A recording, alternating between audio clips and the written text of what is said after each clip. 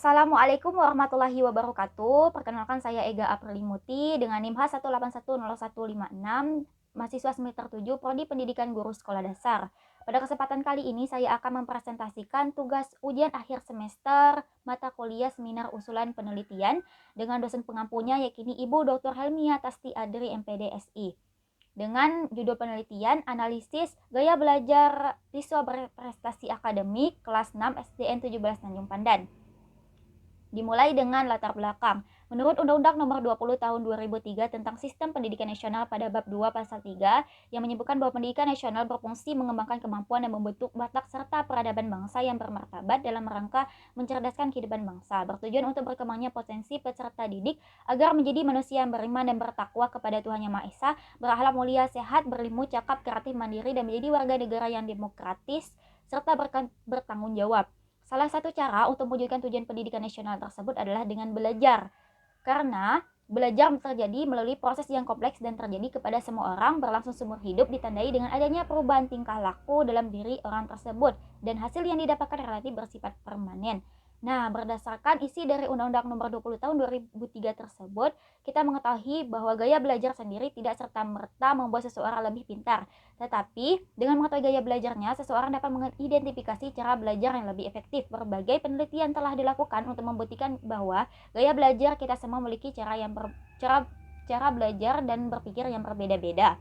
Gaya belajar memiliki hubungan dengan metode dan cara yang digunakan guru untuk mengajar siswa. Setiap siswa memiliki gaya belajar yang berbeda-beda. Menurut proses pembelajaran yang disajikan oleh guru belum tentu cocok dengan gaya belajar masing-masing siswa, sehingga menjadi kendala bagi siswa untuk mempersepsikan karena metode dan cara yang digunakan guru dalam proses pembelajaran tidak sesuai dengan cara siswa belajar. Menurut Wahyuni 2017.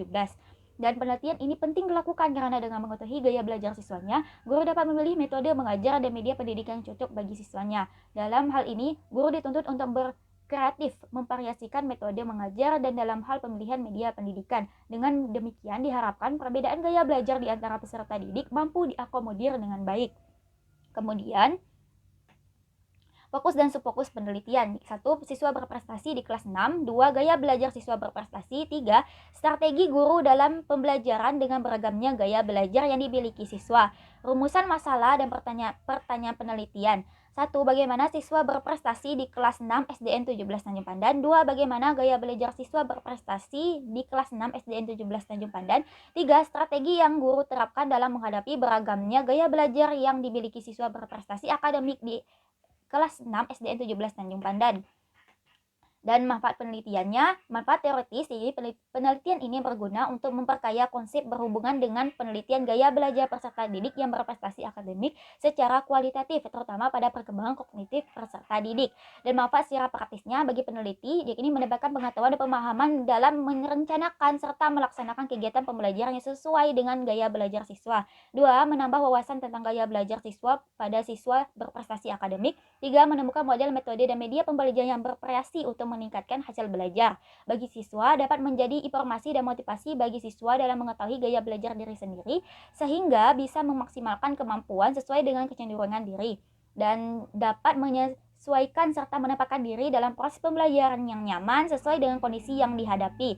Bagi guru, agar guru mengetahui dan memahami kondisi gaya belajar siswanya sesuai dengan kebutuhan, agar guru terampil dalam membuat perencanaan pembelajaran dengan menggunakan media dan metode yang tepat, agar guru dapat meningkatkan hasil belajar siswa menjadi lebih optimal. Dan bagi sekolah memberikan rekomendasi yang baik kepada siswa berprestasi sehingga bisa dikembangkan kemampuannya dan meningkatkan mutu pendidikan khususnya dalam hasil belajar siswa. Kemudian kajian teorinya yakni deskripsi konseptual, fokus dan subfokus penelitian. Pengertian gaya belajar. Gaya belajar merupakan cara setiap individu dalam mengolah informasi yang didapatkannya, setiap tindakan dan respon yang dirasanya nyaman ketika dalam proses belajar, sehingga kualitas hasil belajar yang didapatkan tergantung dari seberapa relevan kondisi lingkungan terhadap gaya belajar seseorang. Jenis-jenis gaya belajar terdapat 3 jenis, yakni visual, berfokus pada penglihatan, dan auditori, bergantung pada pendengaran untuk pemahaman dan memori, dan gaya belajar kinestetik, gaya belajar di mana peserta didik melakukan aktivitas fisik. Kemudian pentingnya mengetahui gaya belajar bagi siswa, ketika mereka tahu cara belajar, mereka harus menyerap paling banyak dan melengkapi informasi sesuai dengan pembelajaran yang sedang berlangsung dalam gaya belajarnya. Kemudian bagi guru, agar guru dapat memfasilitasi pembelajaran di kelasnya dengan cara yang disukai siswa. Kemudian prestasi belajar siswa. Prestasi belajar merupakan bagian dari proses pembelajaran yang dibatasi oleh beberapa waktu tertentu. Prestasi belajar dapat diartikan juga sebagai pengukuran kemampuan siswa dalam menangkap materi yang diberikan oleh pendidik menurut Hasidiki 2018. Dan jadi prestasi belajar merupakan hasil dari proses pembelajaran yang dilalui melalui serangkai evaluasi sehingga diketahui pencapaian belajar siswa. Kemudian faktor-faktor yang mempengaruhi prestasi belajar. Terdapat dua faktor, yaitu faktor internal dan faktor eksternal. Untuk faktor internal ini berasal dari dalam diri siswa itu sendiri, seperti faktor jasmani atau fisiologi, faktor psikologi, dan faktor kematangan psikis, yakni kematangan atau pertumbuhan. Sedangkan faktor eksternalnya yakni faktor yang berasal dari luar diri siswa. Misalnya kondisi atau keadaan keluarga, keadaan atau kondisi sekolah, keadaan atau kondisi lingkungan masyarakatnya. Ini menurut Rodiah Marvianto 2018. Dan hasil penelitian yang relevan, yakni penelitian dari Malim Soleh Rambe MPD dan Nepi Yarni dengan judul pengaruh gaya belajar visual, auditorial, dan kinestetik terhadap persepsi belajar siswa SMA Dian Andalas Padang. Dengan hasil penelitiannya, yakni terdapat pengaruh gaya belajar terhadap persepsi belajar. Hasil uji determinasi menunjukkan sumbangan relatif gaya belajar visual, auditorial, dan kinestetik terhadap persepsi belajar siswa sebesar 33,8%. Dan persamaannya ini sama-sama meneliti tentang gaya belajar, dan perbedaannya terletak pada jenis penelitiannya, subjek penelitiannya, dan juga tempat penelitiannya. Dan kedua, penelitian dari Teti Nur Khalifa dengan judul analisis gaya belajar siswa untuk peningkatan kualitas pembelajaran. Hasil penelitiannya yakni gaya belajar kurang berpengaruh dalam pencapaian hasil belajar siswa di sekolah, tetapi dari penelitian ini juga dijelaskan bahwa gaya belajar sangat perlu dikaji secara mendalam oleh guru karena dapat dijadikan acuan dalam proses belajar mengajar di sekolah. Dan persamaannya sama-sama meneliti tentang gaya belajar dan perbedaannya dari metode penelitiannya. Ketiga, penelitian dari Muslim Afandi dan Zuraida dengan judul kesiapan gaya belajar dan keaktifan siswa pada pembelajaran pendidikan agama Islam di SMPN Bangkinang Kota. Dengan hasil penelitiannya, yakni hasil penelitian menunjukkan bahwa terdapat pengaruh yang signifikan antara kesiapan belajar terhadap keaktifan belajar siswa. Terdapat pengaruh yang signifikan antara gaya belajar dan keaktifan belajar siswa, dan terdapat pengaruh yang signifikan antara kesiapan belajar dan gaya belajar secara bersama-sama terhadap keaktifan belajar siswa. Dan persamaannya, dan ini mengenai sama-sama meneliti tentang gaya belajar, dan perbedaannya ya terletak pada jenis penelitian, subjek penelitian, dan tempat penelitiannya.